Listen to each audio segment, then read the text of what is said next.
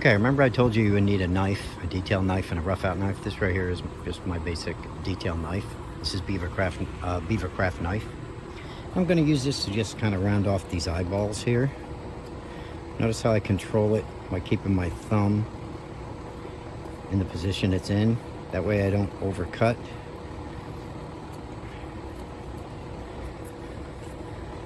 And it's a lot safer. I just kind of use a push. But when you start using a knife to clean up things like cottonwood bark, for instance, if I draw this line now, and then I tuck that up and under with the knife, you'll see things really starting to pop as far as detail goes.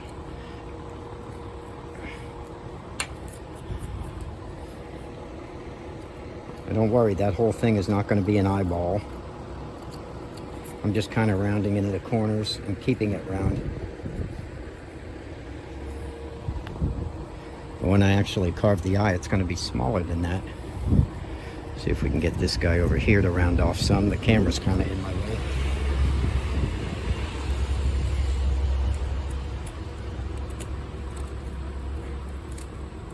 And I want to keep my arms out of the way so you can see.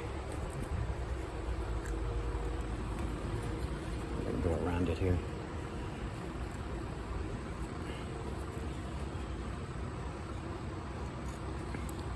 Just kind of rounding everything over because your eye is actually round inside the socket.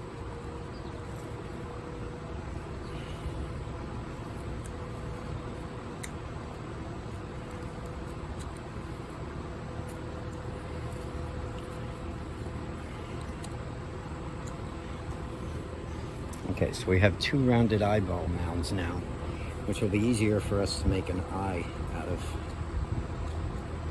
and it won't be flat. Okay. I also like to cut the nose in to get those real crisp shadows. Bring it down on one side, down on the other side, and pop a chip out at the bottom. Same on this side. I'll make a cut following that nostril. Make another cut just a little to the outside of that. When I get down here at the bottom, take a chip out.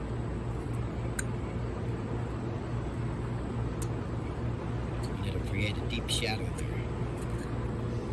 And then I can also round the rest of that nose with my knife.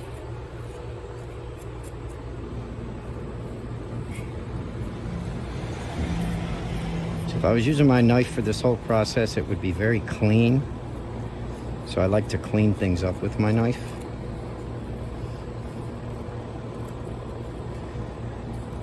Power carving is a great, fast way to do things, but there's nothing like the crisp detail you get with hand tools.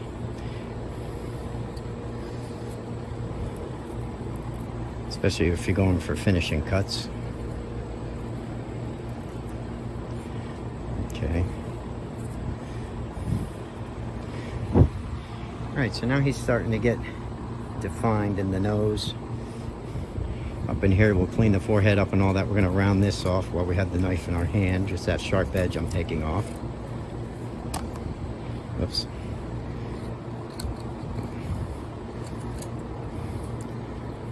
There you go. And now we have to put some detail in his mustache. And again, we can use our Dremel for that to start the lines anyway. So I'm just going to make a bunch of lines.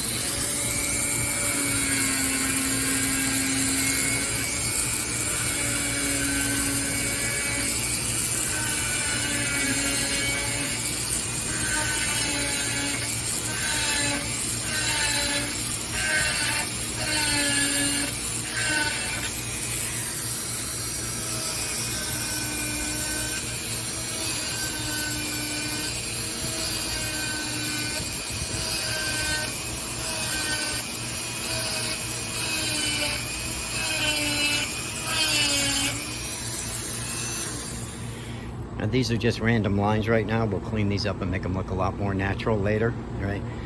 But for now, I'm just putting random lines in, trying not to keep them too straight. And I like to take pieces out of the mustache to give it a little more contrast. I'll show you what I mean there.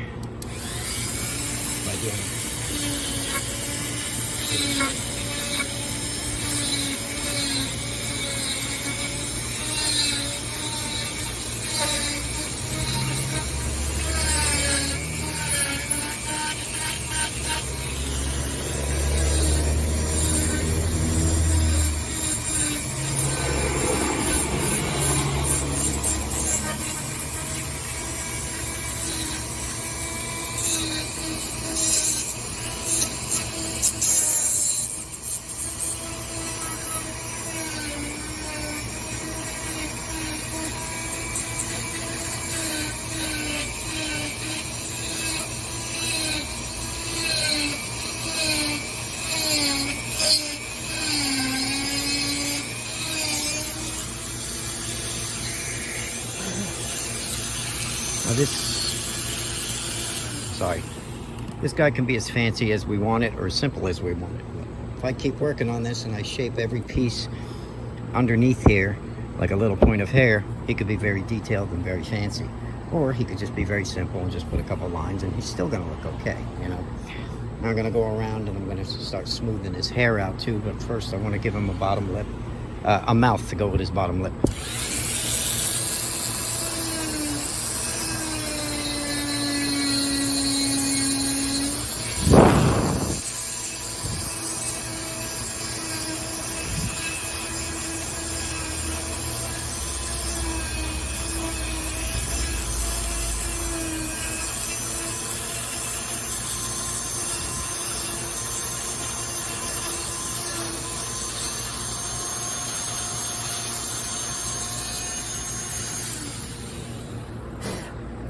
It doesn't take much, does it?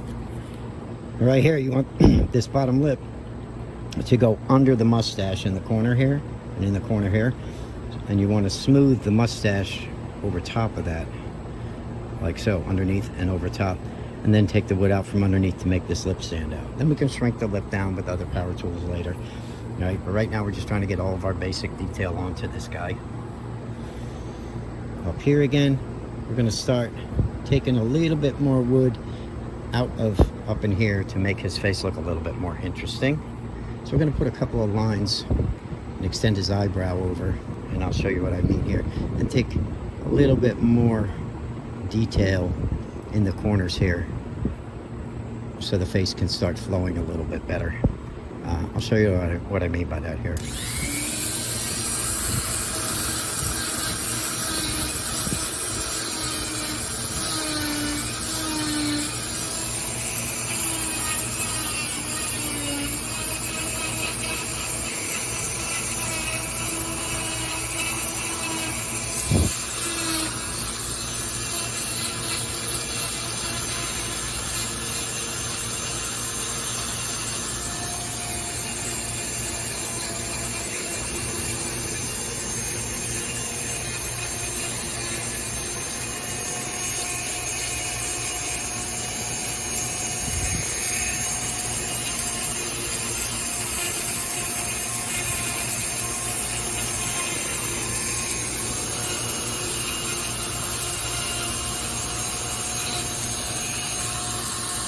Over here, and extend those eyebrows now.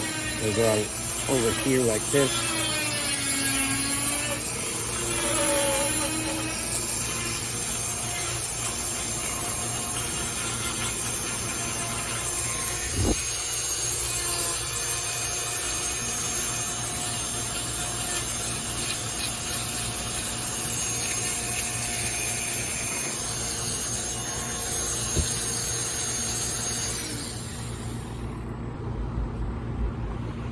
And that should be good.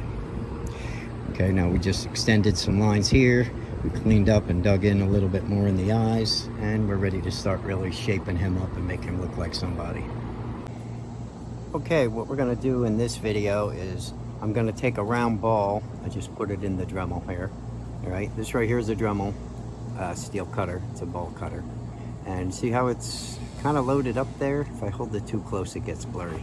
But They load up after a while because of heat and the flutes get clogged. So what I'm going to do is take a brass brush and turn my Dremel on, and I'm going to clean it. Pretty much by just rubbing the Dremel back and forth just a bit.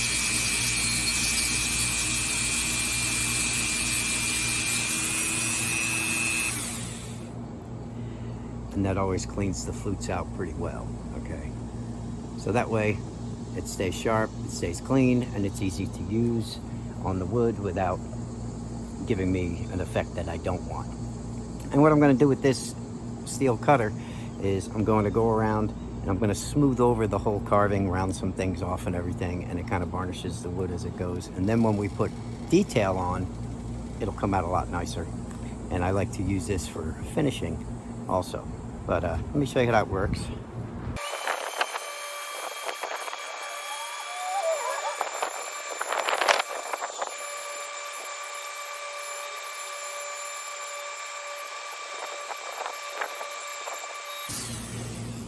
Okay, so what I like to do is I like to go over the whole carving with this. I'll smooth everything over. I'll shape things a little bit better.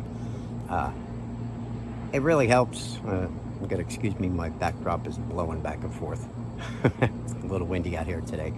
But this right here is a great tool for smoothing everything, making everything smooth together and blend together, okay? So that's what I use this steel cutter for. On most woods that I use, actually. I use it on cottonwood bark also, okay, which is what we're carving now. So I'm gonna go over the whole carving with this, and that's a little tip for you. I'm gonna round all the sharp edges off and everything, and then we'll get back to carving this guy and putting some detail on him, maybe with some hand tools. Or we can just keep going with power also. I'm not sure yet. We'll see what happens. Okay, I'll see you in the next video.